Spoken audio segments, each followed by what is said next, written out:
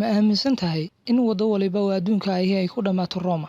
Waxaa jira hadallo badan oo dadku ay adeegsadaan oo ah in wado waliba ee adduunka ahi ay ku dhammaato Roma. Haddaba maxaa ka jira warkaasi?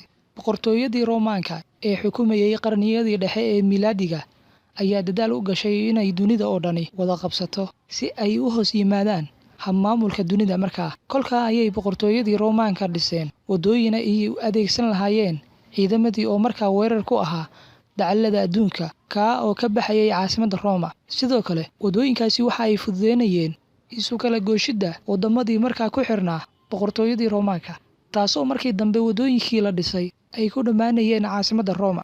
Si loo ogaado waqtigan casriga ah, waxaa ka jira hadalkaasi ah in wado waliba ay ku dhammaato Roma ayaa kooxo baarayaal ah waxay isticmaaleen kaamiradaha meelaha fog wax ka sawira. Baarayaasha ayaa ka ogaaday sawiradii ay qaadeen in wado waliba ee qaaradda Yurub ka mid ahi ku dhammaato ama ku idlaato Roma. Khubarada waxa baaraya ayaa bartilmaameedkoodu ahaa in ka badan ilaa 400,000 oo goobood oo ka tirsan Yurub idilkeed, waxa ayna gabi ahaanba ku dhammaanayeen caasimadda Roma.